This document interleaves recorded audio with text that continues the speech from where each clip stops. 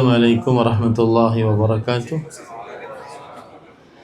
Bismillahirrahmanirrahim.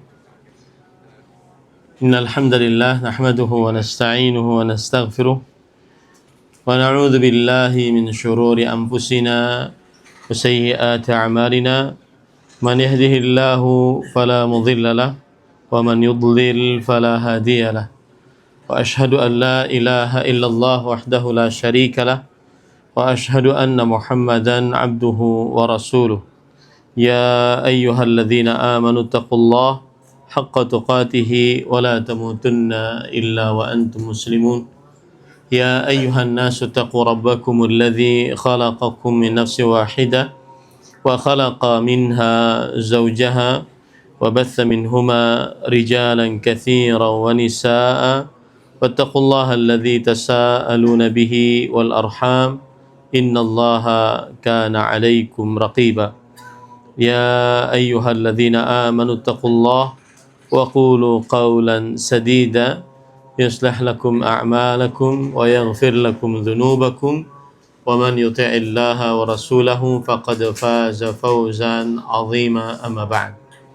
Fa inna asdaqal hadithi kitabullah wa ahsanal hadi hadi Muhammadin sallallahu alaihi wa ala alihi wa sallam wa syarrul umuri muhdatsatuha wa kullu muhdatsatin bid'ah wa kullu bid'atin dhalalah wa kullu dhalalatin finnar. Bapak Ibu, saudara-saudari yang dimuliakan oleh Allah Subhanahu wa taala, Bang Zul di perempuan aman ya? Kedengaran ya? Coba konfirmasi agar lebih jelas. Karena tadi Imam Al-Ustadz Al-Fadhil Abu Aisyah hafizahullah ta'ala membaca surat Al-Isra ayat 82, wa nunazzilu minal qur'ani ma huwa shifa wa rahmatul lil mu'minin wa la yazidul zalimina illa khasara. Dan kami turunkan dari Al-Quran sesuatu yang merupakan penyembuh. Maka saya ingin mengambil tema berobat dengan Al-Quran. Saya ingin mengambil tema berobat dengan Al-Quran.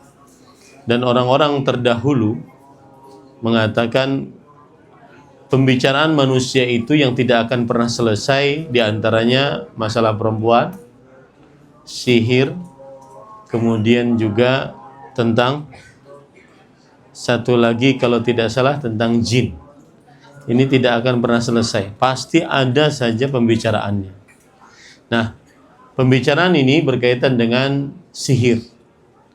Ada tindakan preventif agar seseorang tidak terkena sihir ataupun tidak terkena ain. Yang pertama adalah dari Al-Quran, agar seseorang tidak terkena sihir. Di antaranya yaitu ayat, ini tindakan preventif ya, al-wiqayah, agar kita tidak terkena sihir atau tidak terkena ain.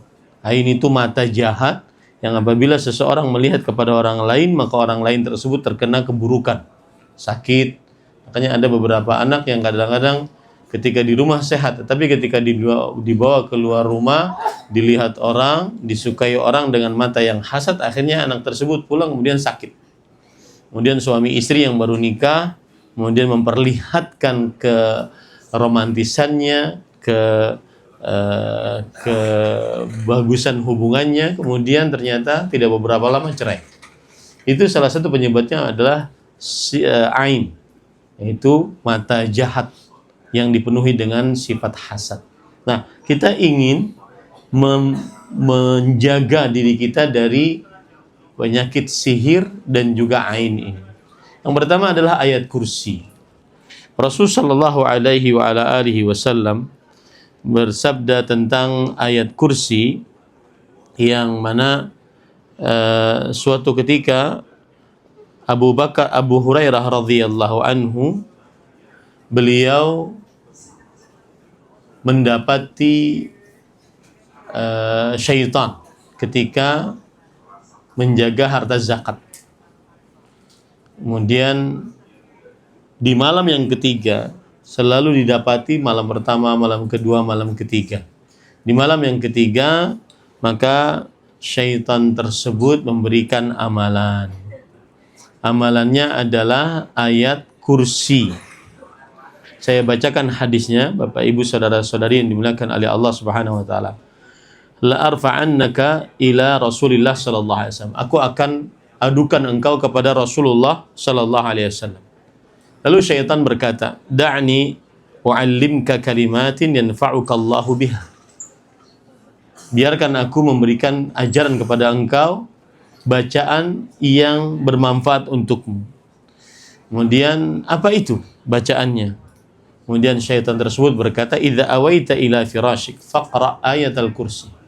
Jika engkau ingin tidur, maka bacalah ayat kursi.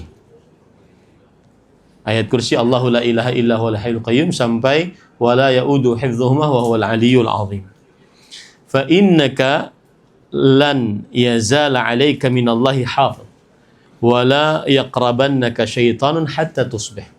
Maka engkau tidak akan pernah atau selalu akan dijaga oleh seorang malaikat dan tidak akan pernah syaitan seorang pun berani mendekatimu sampai pagi.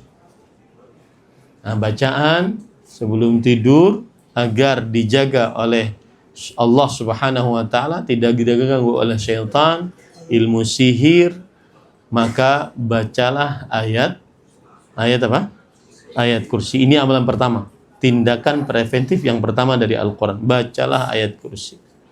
Kemudian yang kedua, yaitu bacalah 2 ayat terakhir dari surat Al-Baqarah. Ya, 2 ayat terakhir dari surat Al-Baqarah. Rasul sallallahu alaihi wa ala alihi wasallam bersabda, "Man qara'a bil ayataini min akhir suratil Baqarah kafatah." Yang artinya, barang siapa yang membaca 2 ayat terakhir dari akhir surat Al-Baqarah, maka 2 ayat tersebut akan mencukupkannya. Al-Hafidh Ibnu Hajar Al-Asqalani rahimahullah, kafatah min kulli syurur. Beliau mengatakan bahwa 2 ayat tersebut menjaga dari segala macam keburukan. Bacalah 2 ayat tersebut, dari segala macam keburukan akan terjaga. Ini tindakan preventif juga. Ustadz, kenapa nggak disebutkan Al-Fatihah? Itu tindakan kuratif. Yaitu ketika sudah terjadi, maka kita ruqyah. Nanti kita akan bacakan itu. Kemudian yang ketiga, yaitu membaca surat Al-Baqarah. Membaca surat Al-Baqarah. Ini adalah juga tindakan preventif. Rasul sallallahu alaihi wa ala alihi wasallam bersabda di dalam hadis sahih riwayat Imam Bukhari, "Iqra'u surat Al-Baqarah fa inna akhdhaha barakah wa tarkaha hasrah wa la yastati'uha al-batalah." Yang artinya, bacalah surat Al-Baqarah.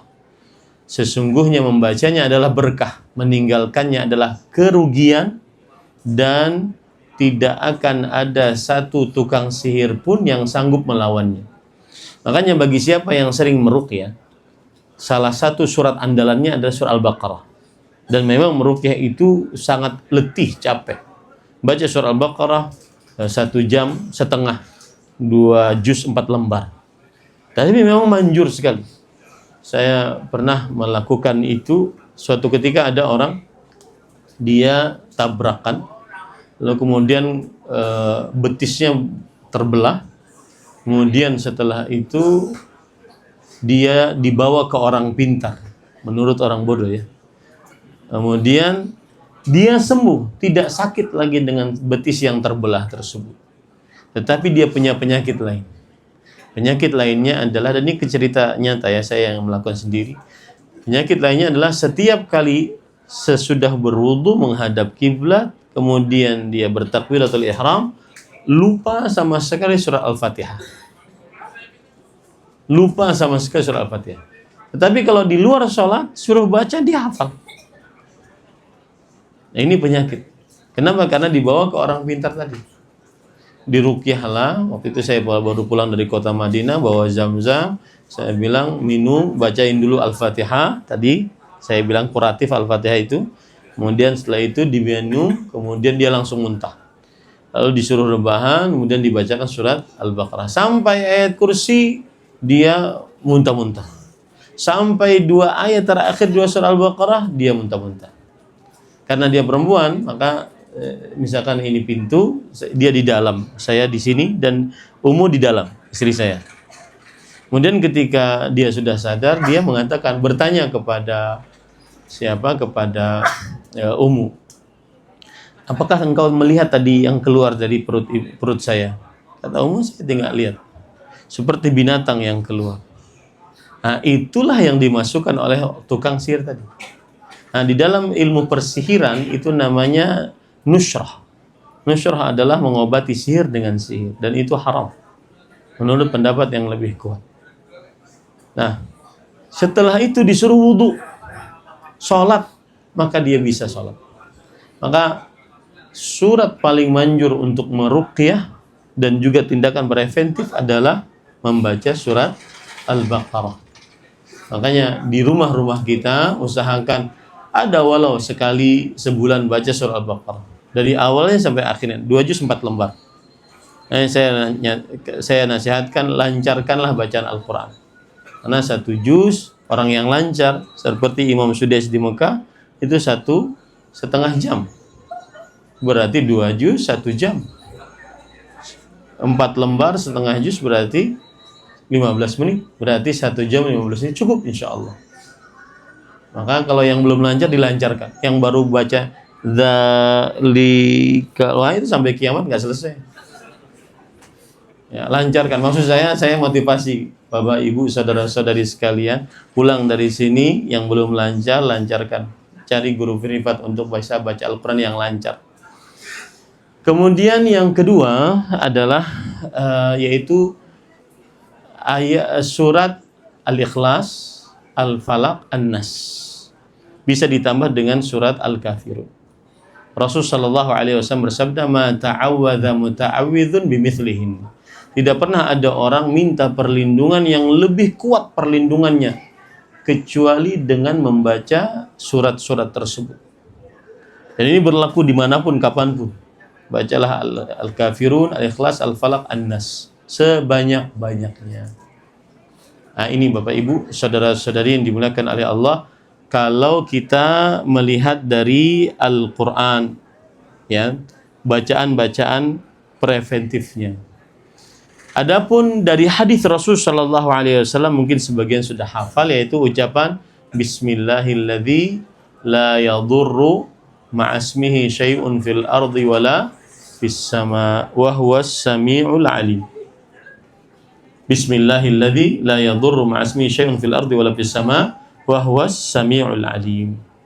Maka Rasul SAW menyatakan siapa yang membaca surat ini atau bacaan ini lam tusibhu faj'atu bala hatta yusbih. Jika dia baca sore hari, maka tidak akan terkena musibah yang mendadak.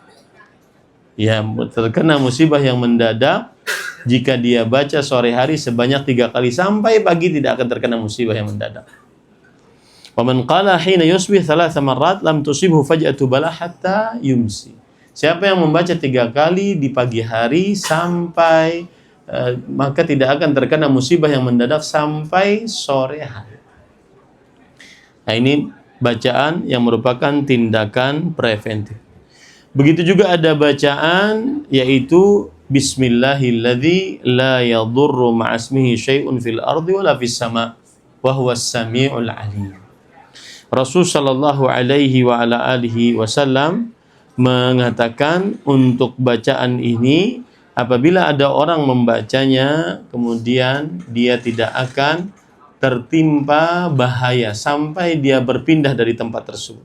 Dibaca 3 kali pagi dan sore. Ini juga bacaan-bacaan sebagai penghalang, tindakan preventif untuk tidak terkena sihir. Kemudian para ikhwan yang dirahmati oleh Allah Subhanahu wa taala, Di antaranya juga adalah membaca doa Allahumma inni as'alukal afiyah fid dunya wal akhirah. Allahumma inni as'alukal afwa wal afiyah fi dini wa dunyaya wa ahli wa mali. Allahumma astur awrati wa amin rawati wa hafadhni min bayni yadayya wa min khalfi wa an yamini wa an shimali wa min fawqi wa a'udzu bika an ughtala min tahti. Maka ini juga bacaan preventif, ya, agar terhindar dari penyakit ain ataupun sihir. Sihir itu apa sih? Sihir itu adalah uqad wa ruqa wa talasim. Dia ikatan-ikatan, kemudian jampi-jampi, dan juga raja-raja. Yu'athiru fi nafsil mashhur, yang bisa memberikan pengaruh buruk pada orang yang disihir, baik dengan lahiriah ataupun batiniah. Lahiriah, penyakit pada tubuhnya, kepalanya membesar, perutnya membesar, dalam dirinya ada paku dan seterusnya. Ataupun batiniah, seperti sudah tidak cinta lagi dengan pasangan yang asalnya sangat mencintai, atau sebaliknya yang asalnya membenci menjadi mencinta, itu adalah sihir. Itulah pengertian sihir. Nah, tindakan kuratif kalau sudah terjadi sihir bagaimana? Ini yang akan kita bicarakan lebih dalam. Para ikhwan yang dirahmati oleh Allah Subhanahu wa taala, tindakan yang pertama adalah agar kita bisa berobat dengan Al-Qur'an. Yang pertama adalah membaca bacaan. Membaca bacaan. Doa yang diajarkan oleh Rasulullah SAW, membaca saja. Jadi kalau ada orang sakit, kena sihir, ataupun sakit apapun, maka dibacakan doa. Doanya diantaranya adalah adhibil ba's, ish rabban nas, ishfi anta syafi, la shifa illa shifa'u, shifaan la yughadiru saqaman wala alaman. Hadis riwayat Bukhari. Di sini disebutkan bahwa Rasulullah SAW kana idza ata maridan au utiya bihi. Rasulullah SAW kalau menjenguk orang sakit atau didatangkan kepada beliau orang sakit, beliau membaca doa ini. Apa doanya tadi? Adhibil ba's, hilangkanlah penyakit. Rabban nas, wahai Rabbnya manusia. Ishfi anta syafi, sembuhkanlah, engkau adalah maha penyembuh. La shifa illa shifa'u, tidak ada kesembuhan kecuali kesembuhan dari engkau. Shifaan la yughadiru saqaman, kesembuhan yang tidak meninggalkan penyakit. Ini bacaan pertama, dan bisa di searching di internet, insya Allah dapat, ya. Atau nanti saya akan kirimkan di grup.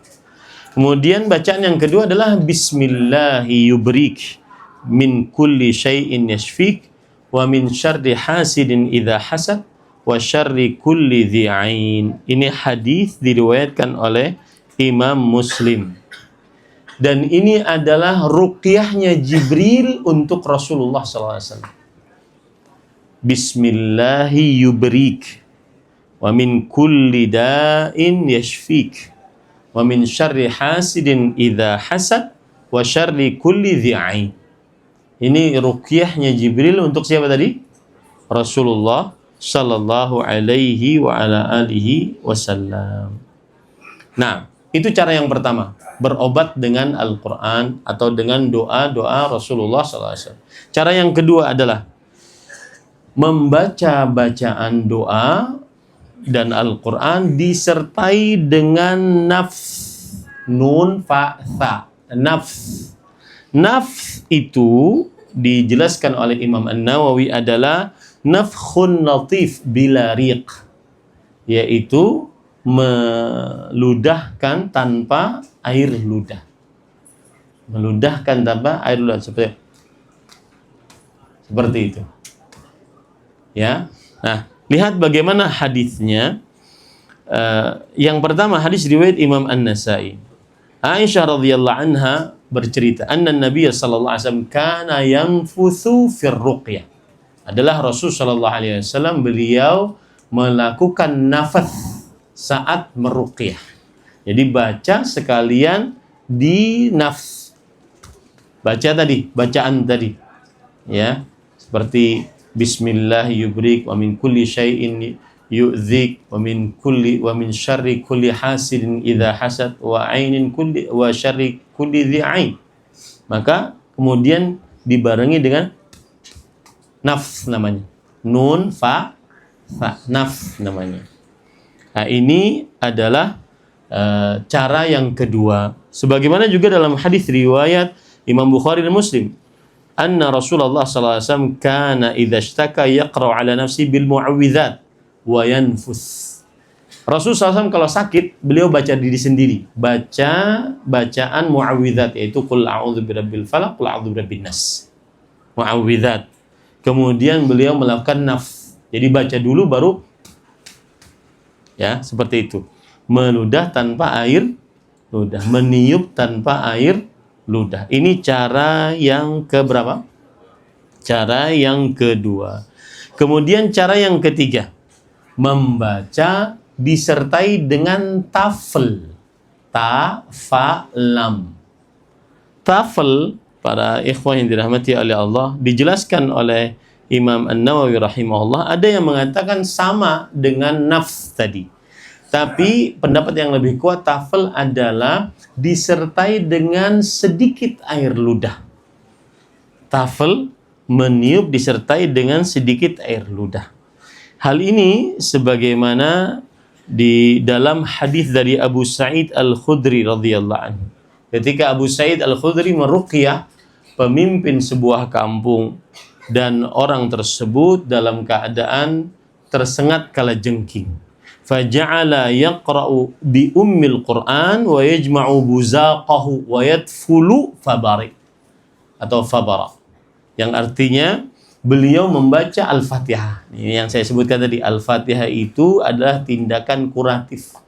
Baca Al-Fatihah, lalu beliau kumpulkan air ludahnya, lalu beliau melakukan tafel. Baca dulu A'udzubillahi minasyaitonir rajim, bismillahirrahmanirrahim sampai waladhdallin, baru setelah itu diludahi dengan sedikit saja, jangan dikumpulkan semua dahaknya. Ya. Dengan sedikit aja ya. Itu sembuh langsung itu. Ya. Nah, itu Bapak Ibu, saudara-saudari yang dimuliakan oleh Allah Subhanahu wa taala. Taib. Kemudian cara yang keempat, membaca disertai dengan mengusap. Jadi diusap. Sambil baca sambil diusap. Misalkan sakit perut, diusap perutnya. Sakit kepala, diusap kepalanya. Dalam hadis riwayat Bukhari dan Muslim dari Aisyah radhiyallahu anha, beliau bercerita anna Rasul sallallahu alaihi wa alihi wasallam kana yu'awwidhu ba'd ahli yamsahu bi yadihi al-yumna wa yaqul Allahumma rabban nas adhhibil ba's ishfi anta syafi la shifaa illa shifaa'uk shifaan la yughadiru saqaman, yang artinya Rasul sallallahu alaihi wasallam sering meruqyah istrinya, salah seorang dari istrinya, dengan mengusap dengan tangan kanan dan membaca doa ini. Doa ini semestinya dihafal ya. Nanti akan dikirimkan di grup insyaallah. Allahumma rabban nas idhibil ba's ishfi anta syafi la shifaa illa shifaa'uk shifaan la yughadiru saqaman. Ya, yang artinya ya Allah, Tuhannya manusia, sembuhkanlah. Idhibil ba's, hilangkanlah penyakit. Sembuhkanlah, engkau adalah maha penyembuh. Tidak ada kesembuhan kecuali dari engkau, kesembuhan yang tidak meninggalkan penyakit apapun. Bahkan para ikhwah, ini bukan hanya sekedar penyakit sihir atau penyakit ain, bahkan penyakit seperti kena sengatan kelajengking, penyakit panas, maka lakukan ini juga bisa. Dalam hadis riwayat Imam Ahmad, Talq ibn Ali radhiyallahu anhu pernah berkata, la daghatni aqrab inda Nabi sallallahu alaihi wasallam faraqani wa masaha biyadihi. Suatu saat aku digigit kalajengking. Digigit kalajengking. Dan aku berada di sisi samping Rasul sallallahu alaihi wasallam. Lalu Rasul sallallahu alaihi wasallam meruqyahku dan mengusap dengan tangannya. Ya, tangan yang dipakai tangan apa tadi? Tangan kanan ya. Itu cara yang keempat. Cara yang kelima, membaca, meletakkan tangan di tubuh yang sakit kemudian mengusapnya. Membaca, meletakkan tangan di tubuh yang sakit kemudian mengusapnya. Misalkan sakitnya di paha, maka dipegang lalu diusap setelah dibaca. Ya. Hal ini berdasarkan hadis riwayat Bukhari dan Muslim bahwa Aisyah binti Sa'ad bercerita, anna abaha qal ishtakaitu bi Makkah. Aku pernah sakit di kota Mekah, kata Sa'ad bin Abi Waqqas radhiyallahu anhu. Faja'ani Nabi sallallahu alaihi wasallam ya'uduni. Maka datanglah Rasulullah SAW mengunjungiku, menjengukku ketika aku sakit. Wa wadha'a yadahu ala jabhati. Meletakkan tangannya di atas dahiku. Summa masaha bisadri wa batni. Jadi letakkan dulu, baca Allahumma shfi Sa'dan wa atmim lahu hijratah. Nah, ini ada pelajaran nantinya. Ya Allah, sembuhkan Sa'ad dan sempurnakan hijrahnya. Kemudian baru setelah itu diusap perutnya, dadanya dan perutnya. Nah, begitu. Ya, pegang sini, baca, kemudian diusap perutnya dan dadanya. Jadi membaca, dipegang bagian yang sakit, kemudian setelah itu diusap. Membaca, dipegang bagian yang sakit, kemudian setelah itu diusap. Salah satu pelajaran yang berkaitan dengan hijrah adalah Sa'ad bin Abi Waqqas, seorang yang berhijrah dari kota Mekah ke kota Madinah. Kemudian ketika beliau pada penaklukan kota Mekah, beliau sakit di situ. Maka Rasulullah SAW berdoa, Allahumma atmim lahu hijrata. Ya Allah, sembuhkan hijrahnya. Ini menunjukkan bahwa pantang bagi orang yang bertobat untuk kembali kepada maksiat. Pantang untuk orang yang bertobat kembali kepada maksiat. Ya. Kemudian Bapak Ibu saudara-saudari yang dimuliakan oleh Allah, ada juga hadis riwayat Muslim bahwa Utsman bin Abil As Ats-Tsaqafi mengeluh sakit kepada Rasulullah SAW. Waja'an yajiduhu fi jasadihi mandhu aslam. Semenjak dia masuk Islam, nah ini Pak Tejo, kalau seandainya ada orang masuk Islam, kadang dia harus diuji oleh Allah Subhanahu wa taala. Saya tadi baca status Ustadz Badrul, menarik sekali. Ada orang mengeluh kepada Ustadz Badrul. Kata beliau begini, Ustadz, Tuhan itu ada nggak sih? Allah itu ada nggak sih? Saya 16 tahun berdoa nggak dikabulkan oleh Allah Subhanahu wa taala. Kemudian Ustadz melihat, Ibu pernah mengerjakan dosa apa sih, Bu? Saya dulu pernah menjadi pelacur lebih daripada 16 tahun. Maka Ustadz mengatakan, Subhanallah, Ibu bersabar menjadi pelacur lebih daripada 16 tahun, sekarang Ibu berdoa belum bersabar? Maksud saya, Bapak, Ibu, saudara-saudari yang dimuliakan oleh Allah Subhanahu wa taala, kita harus, orang Islam harus bertobat kepada Allah Subhanahu wa taala, dan kadang diuji dari taubatnya tersebut. Amr bin As ketika masuk Islam diuji dengan rasa sakit. Dan rasa sakit tersebut adalah hasil daripada taubat yang Allah Subhanahu wa taala berikan kepadanya. Harus ada ujian di dalam keislamannya. Kemudian Rasul sallallahu alaihi wasallam, kata Rasul SAW kepada Amr bin As, "Da' yadaka 'ala alladhi ta'allama min jasadi." Letakkan tanganmu di tubuhmu yang kamu rasakan sakit, misalnya di kepala. Maka letakkan tangan di kepala. Kemudian ucapkanlah bismillah 3 kali. Bismillah, bismillah, bismillah. Kemudian ucapkan 7 kali a'udzubillah wa qudratihi min syarri ma ajidu wa uhadir. Siapa yang sering mencoba ini, dia akan paham betul bagaimana khasiatnya doa ini. A'udzubillah wa qudratihi min syarri ma ajidu wa uhadir. Aku berlindung kepada Allah dengan kuasanya dari keburukan apa yang aku dapati dan aku rasakan.